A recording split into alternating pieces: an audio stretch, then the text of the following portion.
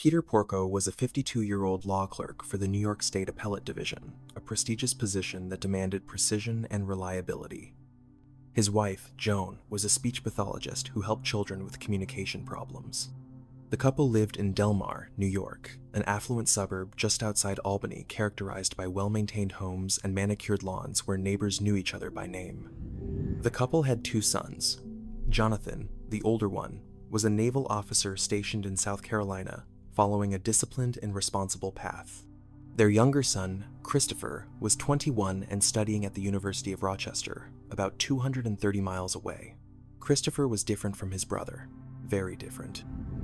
On the morning of November 15th, 2004, Peter Porco woke up and started his usual morning routine. He walked into the bathroom and looked in the mirror. He went downstairs to the kitchen and loaded dishes into the dishwasher. He made himself a packed lunch, arranging it carefully, like he did every workday. He even sat down and wrote a check to cover one of his son's parking tickets. Then he walked to the front door, stepped outside, and grabbed the morning newspaper from the driveway. When he came back inside, he realized he'd accidentally locked himself out. So he walked around the house, found the spare key they kept hidden, and let himself back in. He walked into the foyer and collapsed. That's where he died. Here's what makes this so difficult to understand. During all of that, during every single one of those normal morning activities, Peter Porco had a massive hole in his skull, his brain was exposed, and part of his jaw was missing. He'd been struck in the head with an axe over 16 times. The medical examiner later testified that his injuries were so severe that death should have been almost instantaneous, but Peter survived for hours. His brain, operating on some kind of autopilot, just kept trying to complete the routine it had done thousands of times before. The blood trail through the house told the entire story. Investigators could see exactly where Peter had walked, what he'd touched, and what he'd tried to do. It raised a question that still bothers people who study this case. How much of Peter Porco was actually still there in those final hours? Was he aware?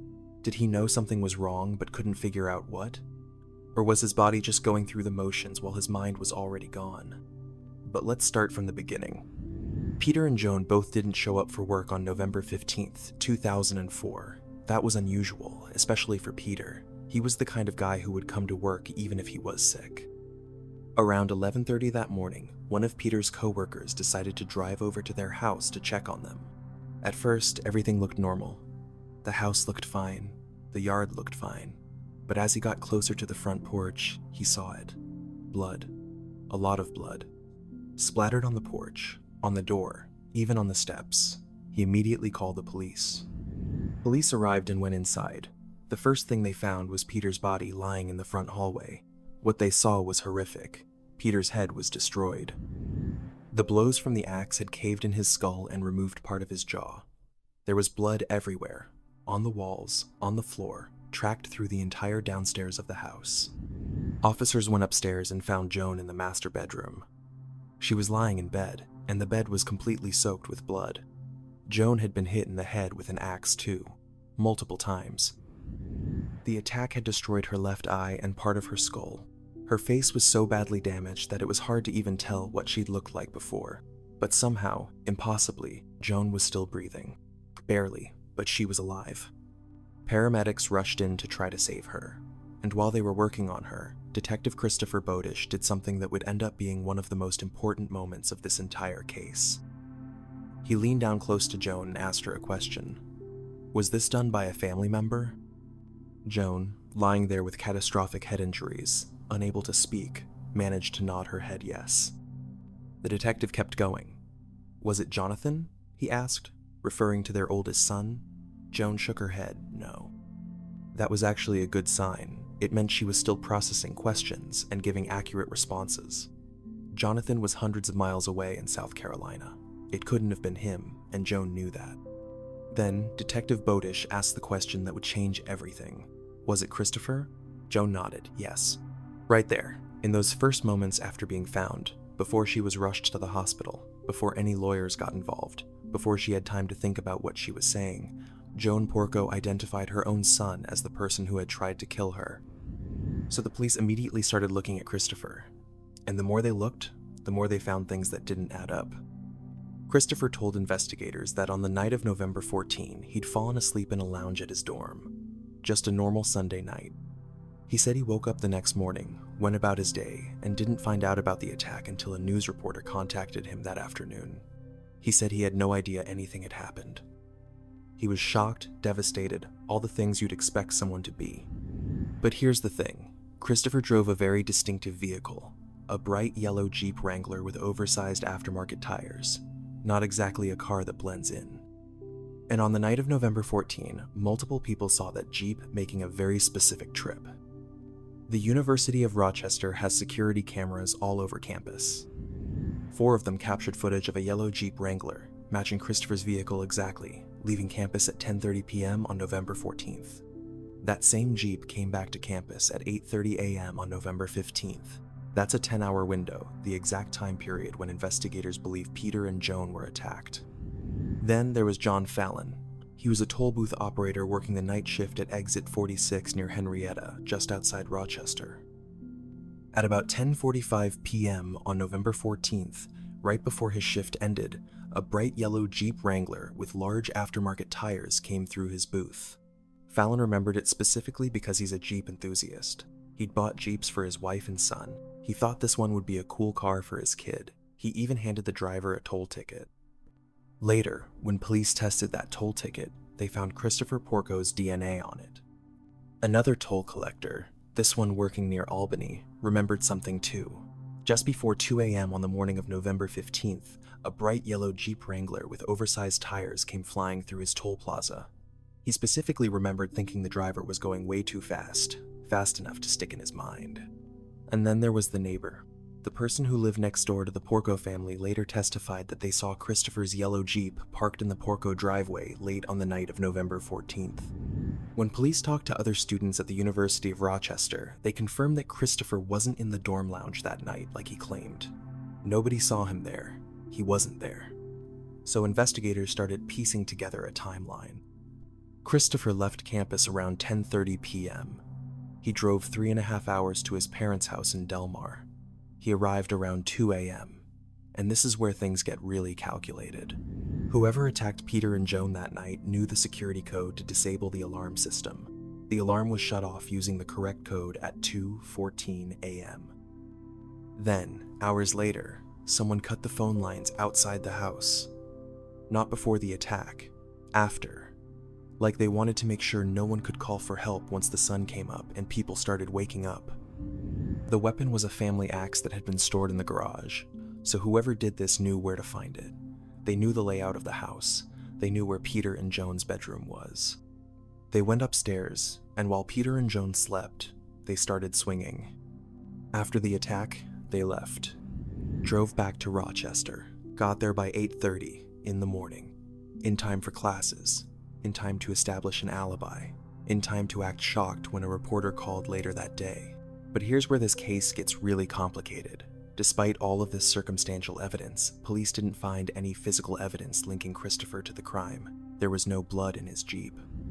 There were no fingerprints on the axe. There was nothing that definitively placed him inside that house on the night of the attack. Christopher's defense team hammered on this point during the trial. No blood, no fingerprints, no forensic evidence at all. How could someone commit a crime this violent, this bloody, and not leave a single trace? The prosecution had an answer for that. Christopher worked part-time at a veterinary clinic. Part of his job was cleaning up after animal surgeries. His boss testified that Christopher had been specifically trained in how to thoroughly clean up blood and biological material. So the prosecution argued that Christopher knew exactly how to clean his vehicle and destroy evidence. But the lack of physical evidence wasn't even the strangest part of this case. The strangest part was trying to figure out why this happened in the first place. What could drive someone to do this to their own parents? And that's when investigators started digging into Christopher's life, and what they found was years of lies. Elaborate, calculated lies that had built up to the point where Christopher's entire existence was based on deception. It started small. Back in November 2002, someone broke into the Porco home and stole 2 laptop computers. Peter and Joan thought it was a random burglary. They reported it to the police and filed an insurance claim, but it turned out Christopher had staged the whole thing. He took the laptops and sold them on eBay. Then, in July 2003, Christopher broke into his parents' house again. This time, he stole another laptop. Again, he sold it online. Police later tracked that laptop all the way to San Diego, where they recovered it from the person Christopher had sold it to. But the laptop thefts were just the tip of the iceberg. Christopher had been lying to his parents about school, about everything. In the fall of 2003, Christopher's grades at the University of Rochester were so bad that the school forced him to withdraw. He was failing out, but he never told his parents. Instead, he forged transcripts to make it look like he was doing great. In March 2004, while Christopher was on a trip to England, his parents somehow got access to his real grades. They saw the truth. So they sent him an email that said, "We can't believe our eyes. You know what they say, 3 strikes and you're out. Explain yourself." Christopher wrote back and claimed there must be some kind of mistake. He said his lowest grade was a B on a physics test. He told them not to jump to conclusions, that everything was fine, but nothing was fine. Christopher was lying about everything. When he got readmitted to the University of Rochester, he needed money for tuition. So he forged his father's signature and took out a loan for $31,000. Peter had no idea. He thought the university was covering Christopher's tuition because that's what Christopher had told him. Christopher said a professor had misplaced his final exam from the previous semester, and the school felt so bad that they were giving him free tuition. Complete fabrication. But Christopher didn't stop there. He wanted a new car, a yellow Jeep Wrangler with all the upgrades. So he forged his father's signature again and used it to get a line of credit from Citibank to lease the Jeep. Again, Peter had no idea any of this was happening. Then, the bank contacted Peter, and suddenly, Peter found out that his name was on all these loans he never signed for. His credit was being used, his signature was being forged, and it was all his son. 2 weeks before the attack, Peter confronted Christopher. He sent him an email that said, "Did you forge my signature as a cosigner? What the hell are you doing? You should have called me to discuss it. I'm calling Citibank this morning to find out what you have done, and I'm going to tell them I'm not to be on it as a cosigner." The next day, Peter found out about the Jeep loan too. He sent another email. "I want you to know that if you abuse my credit again, I will be forced to file forgery affidavits in order to disclaim liability." Peter was going to report Christopher to the authorities. He was going to tell the bank that the signatures were forged. He was going to file legal documents to protect himself. Christopher was about to lose everything. The Jeep would be repossessed. The loans would be called in. He'd probably get kicked out of school again. He might even face criminal charges for fraud. But then Peter added something at the end of that email. "We may be disappointed with you, but your mother and I still love you and care about your future."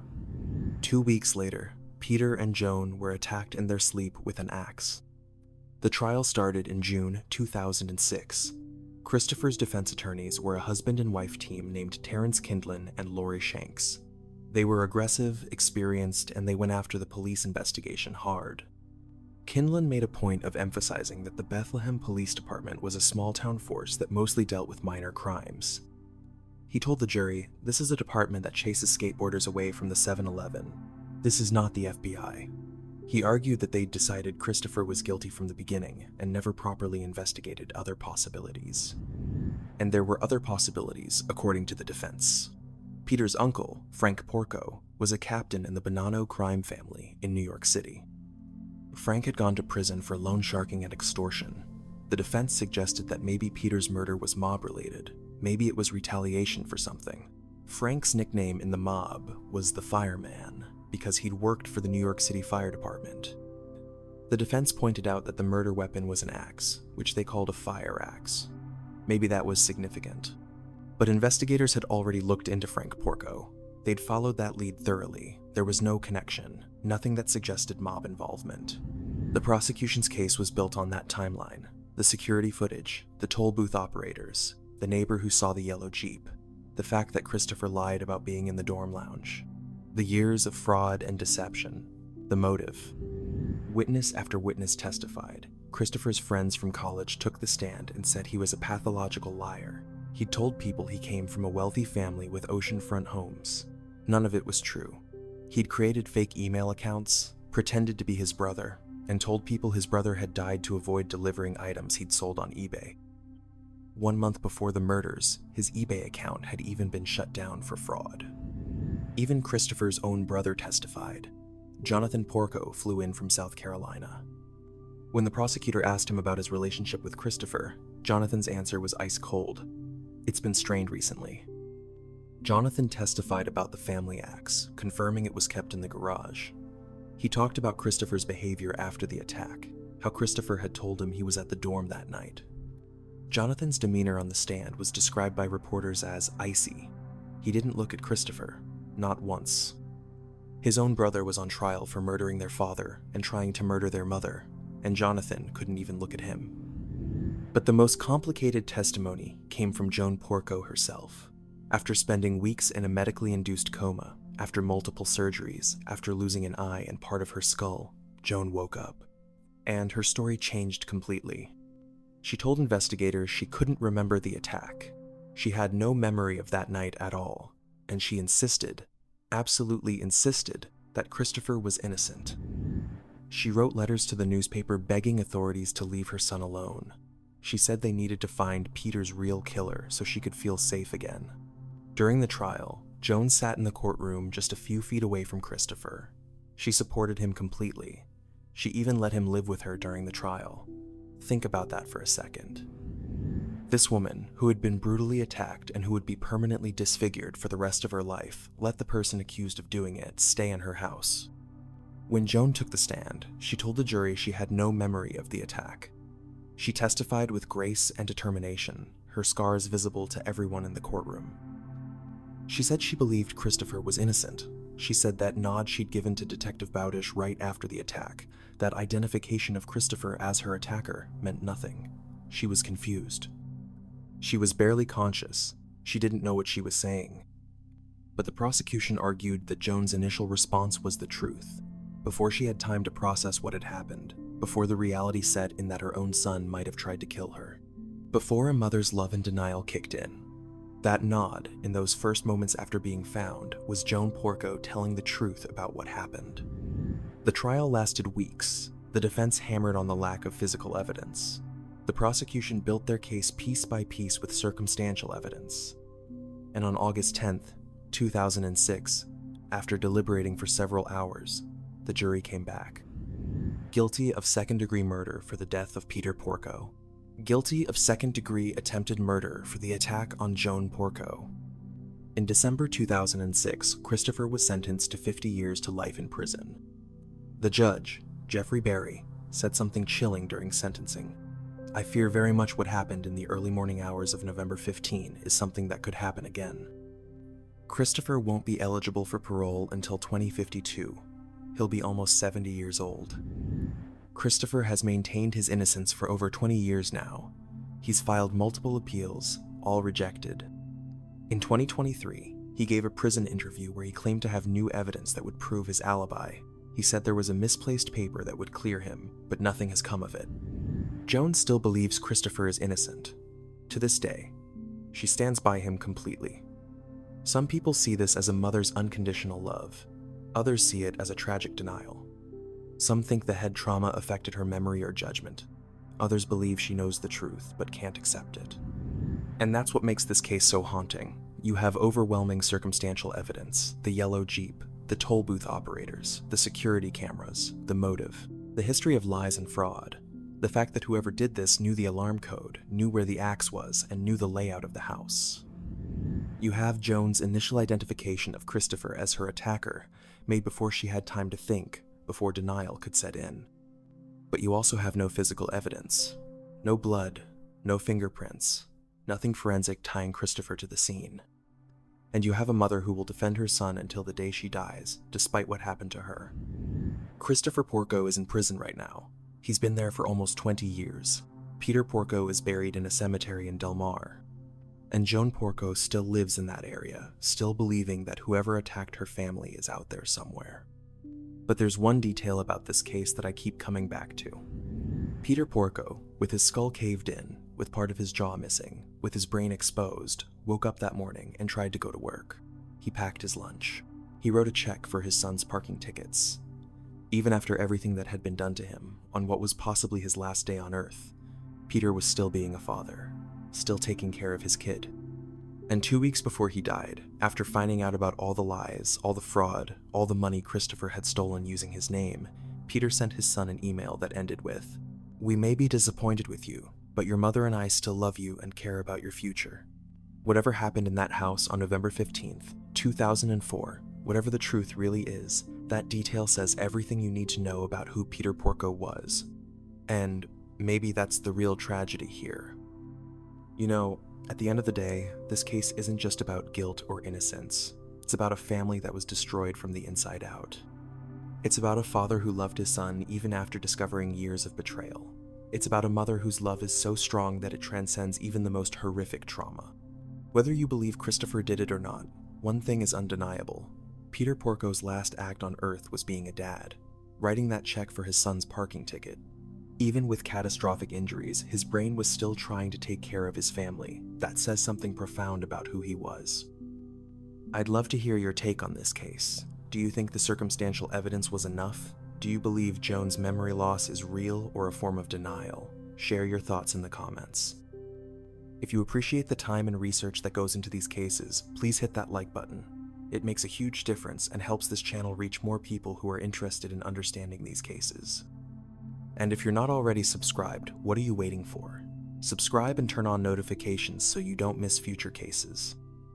I've got some fascinating stories coming up that I think you're really going to connect with. Thanks for being here. Thanks for listening to Peter's story, and I'll see you in the next video.